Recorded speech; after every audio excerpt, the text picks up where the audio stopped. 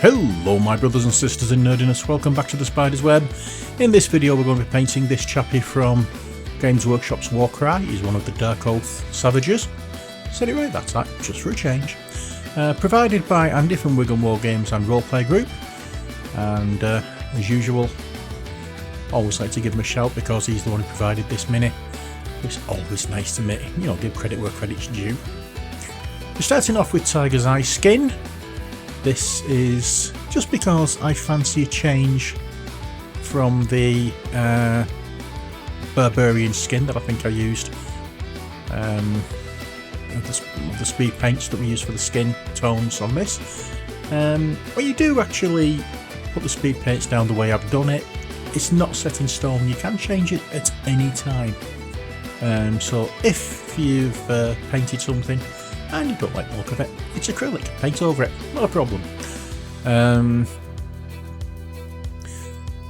mean, you could always strip it down and start again, but that's just a long way of doing things. You can always paint over, as long as, of course, the coats previously were thin enough. Crusted Sore next, and this is the colour that we're going to be using on his trousers. We have used different shades of brown before, but now I thought a bit of red would do, just add a little bit more colour into the proceedings, as if you need some with that tabard around his waist. These are supposed to be like a barbarian tribe, I believe. I'm not 100% sure on that, but I think they are followers of chaos, but they are not going to be used for Warcry apparently. These bought them for D&D.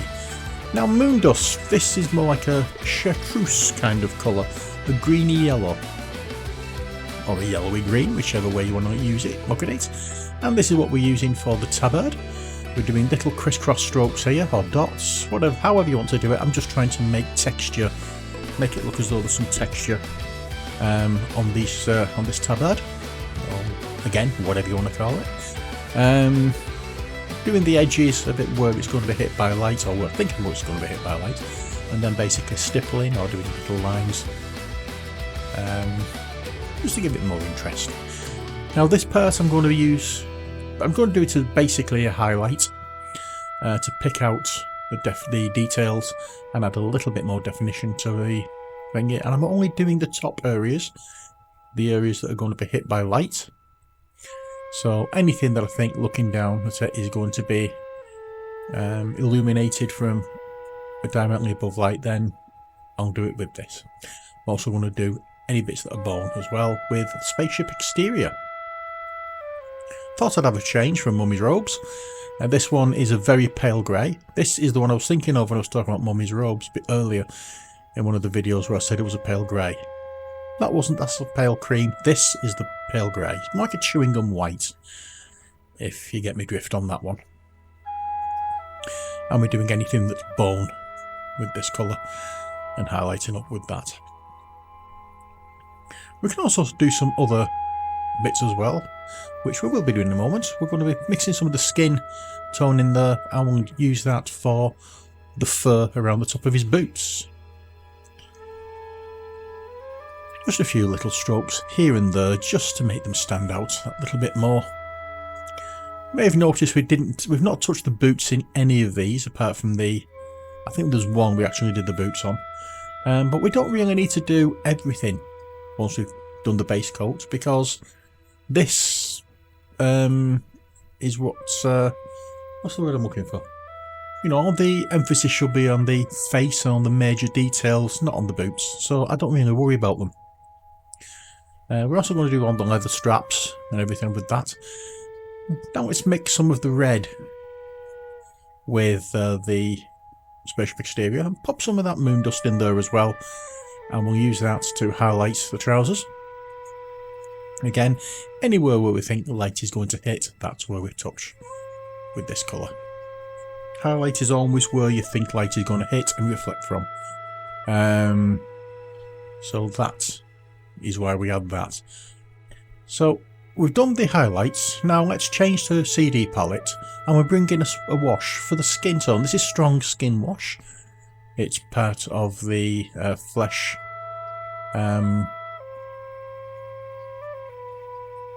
flesh colours set. I can't remember what it's called. The skin tone set, I think it's called. And it's one of the washes that you get with that. And this is the medium wash from that set, and it goes quite nicely with this particular flesh tone colour. At least I quite like it with this. So we'll go over anywhere where there's flesh with that one. Now this is one of those paints that were in the metallic paint set. I show the purple one, I forget to show the green one. And I cannot for the life of me remember what the green one's called. But never mind. We're doing the same as we normally do with these.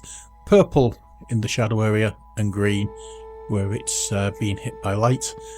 And I don't know, it was just something different I thought would be interesting for this particular set of models. So that's the shadow areas done, now the highlighted areas, and again that's all with green, making sure that it's only green on the areas that are going to be hit by light. Making sure the top blade there is done. Now back to the wet palette and goblin green. We did some green on some of the wrapping around his wrists, so we're going to highlight it with this colour. There's nothing too detailed, there's nothing too extensive with this type of paint, or this type of painting. It's very basic, but it does a good job. For anybody who's just learning how to paint, this is an excellent way of not just putting the base coats down, but highlighting. Well, it's a good way, it's a good place to start from. Now going back into the green, metallic green, there's a few little jewels on his belt, that I thought would be nice to do in this green. There we go. So back to wet palette, back to spaceship exterior, and a bit there that I've missed that I think is bone. And we're going to highlight a bit more of this fur around the top of the boots as well.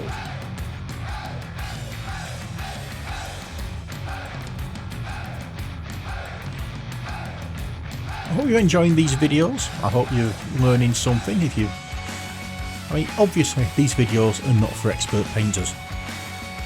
These are for people who are just beginning to paint. Matte Black next, as I'm trying to encourage people to pick up a paintbrush and paint the minis. I know it doesn't work with Andy, but never mind. So there's a couple of little sprouts of hair and beard and facial hair. Now we're waiting for the wash to dry. So I decided to put everything away and do a few other bits and pieces with the... In fact, what I did there while we're waiting for it to dry, Jasper skin next, we're going to start highlighting the skin tone. Is I actually took the 3 minis that we've done beforehand, I took them off the bases, because we're going to be doing some basing fairly soon, these videos. But now we're picking out all the areas of muscle that once again is being hit by light, and we've mixed in some of the tiger's eye skin with this Jasper skin to make the original base, the original colour to be a little paler. We're going to be highlighting up more and more, but picking out certain areas over others as we get paler. Like the skin on the face is going to, and the shoulders is going to be a lot brighter than the skin on his chest and lower back and lower abdomen. And you'll see in a bit why that works well, because all the attention then is towards the face and the facial areas, which is what it should be. So now we're just using the Jasper skin and going over the areas we've just painted, but not covering everything. And we're not doing it in strokes, we're doing it in little dots, but just basically stippling the paint on, just that it gives like a more softer transition from one shade to another. Making sure as well that the model stays firmly attached to the base, so we can, not the base, on the stick that I'm using, or the piece of wood that I'm using to hold it while I'm painting. That piece of wood is from a very cheap version of Jenga that we picked up somewhere along the line. I don't know where, I can't remember. Now, Dorado skin. This is the palest skin tone that we're going to be using today, I think. And we're going to be mixing some of this in with the Jasper skin, as you can see, to make it that little bit paler. If you've enjoyed this video and you've found it useful, you can always like and subscribe. And then tickle my bell so you don't miss any future videos that I put up. Patreon and Buy Me a Coffee are available if you'd like to help out with the channel financially. Any little helps, however, and not just financially, but just liking, subscribing, sharing the videos, anything like that that would bring attention to the channel would be very gratefully received and very much welcome for the channel. Everything like that is a big help. So now we're doing just the Dorado skin and going over all the highlights and the raised areas on the face and the neck and shoulders. And you can see there's a big difference there now that you can see where the main bits of light are going to be hitting and where the attention is being focused. Once we've done this, the finished sofa mini will be shown as still photographs at the end of this video, and very soon we will be finishing with the male ones completely. But that's about it for this video. I hope you've enjoyed it.